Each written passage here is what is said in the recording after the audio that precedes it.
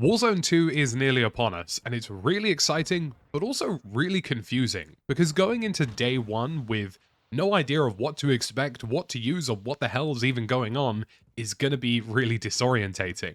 It's probably going to take a while for something like a meta to emerge, because people are going to be exploring, and people are just going to be having fun with it, and that's fantastic to see.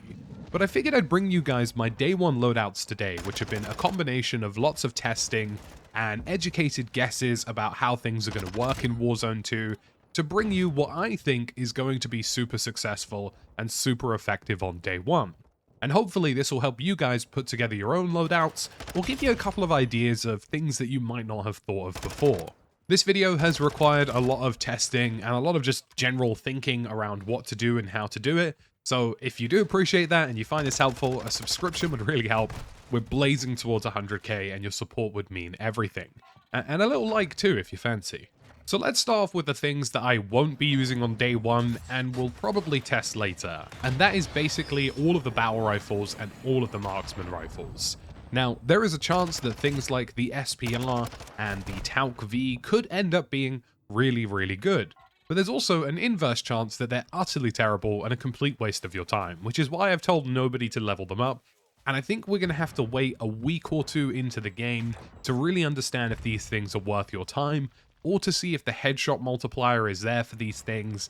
But for day one, unless you're feeling super experimentative, I wouldn't really bother. So let's dive into the builds that I'm bringing into day one. I'm going to start with probably the most interesting and I think most powerful one and work my way backwards. And we'll go on from that point in no particular order. But this is the Tauk 56 60-round AR build. It's a long-range build coupled with a FENNEC 45 close-range hipfire build. So the Tauk 56, you can see here, is a long-range build, and I'll go through the attachments and tuning in a second, but just to show you what this thing is capable of. This thing has basically no horizontal recoil and makes it a vertical recoil machine. We've got the 60-round magazine, and at the bottom here we have the FTAC Ripper 56 to give us some more aiming stability. On the tuning, you can see that we've maxed out the aiming idle stability and left the left slider alone. On the Echoless 80, we're getting more bullet velocity out of this, and we've maxed out the bullet velocity on the right-hand side, leaving the left-hand slider alone. And then on the Tundra 14.5, again, bullet velocity, we've maxed out recoil steadiness and slightly increased the damage range. On the VLK 4.0 optic, we've opted for maximum aim down sight speed in the way of flinch resistance. Now we're going to move on to the FENNEC 45, which is a combination of hipfire, ADS speed, and just being all-round pretty solid. We've got a 45-round magazine, coupled with the Brune tilt grip, which is going to give us a buff in hipfire accuracy. On this here, we're only really going to touch the left-hand slider, ever so slightly to increase up the hip recoil control. I'm going to leave the bottom slider alone. We've got the AVR TR90 comp, which is going to reduce horizontal recoil, which is really important. And here we're going to max out gun kick control and leave the left-hand slider alone. Then we've got the VLK 7 laser, which is going to be perfectly fine. This is ADS speed. And at the back here, we've got the Agile Assault stock for more ADS speed. And on this one here, you're going to max out the aiming walking speed and increase slightly the aim down sight speed. And with this, you can see in the firing range, it's pretty monstrous. Hipfire is pretty tight. As you can see, you probably want to crouch with hipfire if it's that far away. A closer target, though, you can see the spread is pretty compact. But ADS is pretty snappy, and it's pretty deleting. You know, you're not going to hit range targets at distance like crazy, but a 45-round magazine should guarantee at least 2 players, even if they're a little bit further away. So I think this is a perfect build.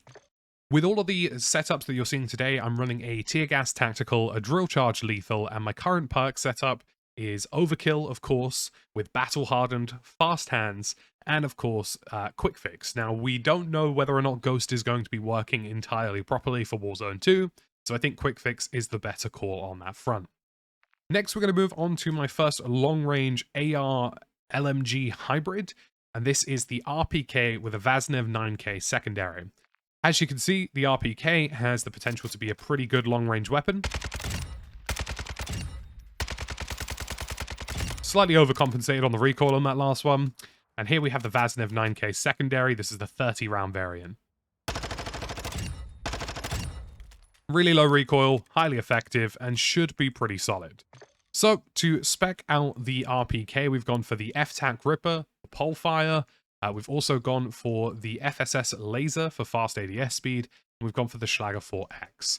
For tuning on the FTAC Ripper, again, aiming idle stability has been slightly increased, as has recoil stabilization ever so slightly, nothing too major. On the Polefire S, we've increased the bullet velocity to pretty much maximum here to get the most out of this gun because it doesn't have the best barrel options, and we've decided to leave the left slider alone. We're going to swap out the Schlager 4X optic for a VLK personally, just so we can max out aim down sight speed, which is going to be quite important for the RPK, and that is the setup for this build. A ranged powerhouse should be great for damage over range, something I highly recommend. For the secondary on the Vaznev, we've gone for the TrueTac grip, we've gone for the AVR T90 comp, the Grimline laser, and the SZ Mini. On the TrueTac grip at the bottom here, we've maxed out sprint to fire speed, which you can see. On the compensator here, we've decided to increase the gun kick control and leave the left slider alone. With the laser, that's not tunable, but you can see it is a hip-fire primary laser. And then on the SZ Mini, we've gone for maximum aim down sight speed. Now, if you want to, and you find that you need a little bit more assistance in this department, going for a 45-round magazine is a solid option. And of course, you know, added bullet capacity is always going to be solid for most SMGs. So that's that build. Same setups with tacticals, lethals, and perks as before. The next one I'm going to roll into is the MCPR 300 with a Minibak as sniper support. Now, the reason we're going for the MCPR 300 is because it possesses the best damage model in the game that will likely carry on over to Warzone 2. It's a 10-round magazine, and it actually aims down sight surprisingly quickly, as you can see. It's not the slowest in the world. This thing's going to be a complete monster. It's got very little idle sway, it rechambers quite quickly, and it's got 10 bullets in a mag. So that's what we're going for, and we're using a Minibak as a secondary, which is pretty cool. It's like a AR SMG hybrid. And you can see that this Minibak is going to be pretty solid in support. Now, for the MCPR, we've gone for the FTAC Dreadnought, the 22 OMX, the ADS Speed Laser, which is the FSS Ole, the Cronin LW stock, and the Cheetah grip. Now, in terms of tuning, you want the Dreadnought to be maxed out on aim down sight speed, and you don't want to touch the bottom. On the OMX barrel, you want this to pretty much stay the same. The only thing I would change slightly is slightly increasing the aim walking speed, leave damage range and aim down sight speed at the bottom alone. On the laser, you can't touch that, so we're going to stick with that, but it's aim down sight speed for that. On the Cronin LW8 stock, we've gone for maximum aim idle stability to reduce the overall scope sway, and we've also decided to max out the aim down sight speed here as well. And then on the Cronin Cheetah grip at the bottom, or Cronin Cheetah grip, like your local streamer, we've got a maximum aiming idle stability and maximum aim down sight speed. And this thing, like I say, in the firing range, it's snappy, it's quick, it's an utter beast. It's going to be the best sniper in the game, in my opinion. And this is the Minibak, and this is going to be the perfect secondary for a sniper support because it's somewhere between an AR and an SMG, and it's pretty quick. We've got the grip magazine setup, which is a 64-round stable build of this gun. The default mag is also 64 rounds, but you get a bit more of that horizontal stabilization from this. We've gone for the FTAC Castle Compensator, and we've slightly increased the gun kick control on the bottom slider. We've then gone for the 1 milliwatt laser, which is a really solid option because it increases the hipfire control and accuracy, and the hipfire on this is great. And we've gone for the SZ Mini with maximum ADS speed. We've then gone for the TrueTac grip at the bottom with sprint to fire speed increased ever so slightly to the left. And out of this, you get a really snappy, solid, look at the hipfire spread on this, even though this is like a, you know, really a bit more of a AR SMG. You can really see that if you're not crouching, it's not too bad. But if you're crouching, you can really get something out of this. The aim down sight and the reload's pretty snappy. This is going to be a really solid build for sniper support. So that's what we're going for here. On the MCPR 300, we've got a second build available for this, but this one with an AK-74U secondary. And this has been built to be a close-range hipfire/ADS build. I still think the Minibak would be better, but this is what we've gone for. The Demo X2 grip, and we've maxed out sprint to fire speed on the bottom here. We've then gone for the Bruin tilt grip, and we've basically slightly increased hip recoil control, but not massively reduced the walking speed. Then for the short tack 330mm, we've increased the aim down sight speed, not all the way though, and we've increased the recoil steadiness, but not all the way. We've then got the 1 milliwatt laser as well. And again, you can see that this is pretty solid. It's got a slight damage increase over the Minibak over range. Not exactly going to be hitting targets from distance, though. That being said, it's got a surprisingly decent hipfire. And should be reasonably good in most close quarters situations. And should have a really good damage model as well, which takes care of targets pretty quickly. Next up, we have the Icarus with an MP5 secondary. This, I think, is going to be a really solid build. You can see the Icarus here.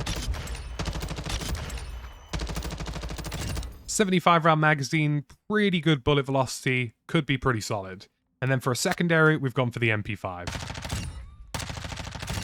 And you can see the MP5 also has a crazy tight hipfire spread. This is crouching, this is not crouching. I think this thing's going to be really, really solid. So for this, we've gone for a slightly different setup. We've gone for high velocity rounds, and you're going to leave both of these sliders as they are. Next, we've got the FTAC Ripper, and you're going to slightly increase the aiming idle stability on this one, and leave the left slider alone. We've got the X10 Havoc 90 next, and we're going to max out gun kit control and leave the left slider alone. We've then got the Cold Forge 16-inch barrel, and here you're going to leave the bottom slider alone, but the left slider you're going to max out recoil steadiness. We've then got the VLK at the top here, and you're going to max out aim down sight speed. Moving on to the SMG build, we've got the Bruin Tilt Grip, the 40-round mag, and on the Bruin Tilt Grip, again, you're going to leave this pretty much the same. The only thing you are going to slightly increase is the hip walking speed. The recoil isn't really high at all, so having slightly faster speed makes sense here. You're then going to go to the X10 RR40, and you're going to max out bullet velocity and leave the rest alone. Hip shot, you can't really change anything with, and that's about it for this weapon setup. You could put an optic on if you were so inclined. Me personally, I like the crispy clean iron sights. Hopefully you found this video useful. Either straight up copy the loadouts that I'm using, or try and use these as ideas for what you might want to bring into Warzone 2. If you found it really helpful, a subscription would genuinely mean a lot, and dropping a like as well would be wonderful. Again, we're super close to 100k, and I really appreciate you guys coming out and checking the video. As always folks, thank you for watching, and I'll catch you again in the next one.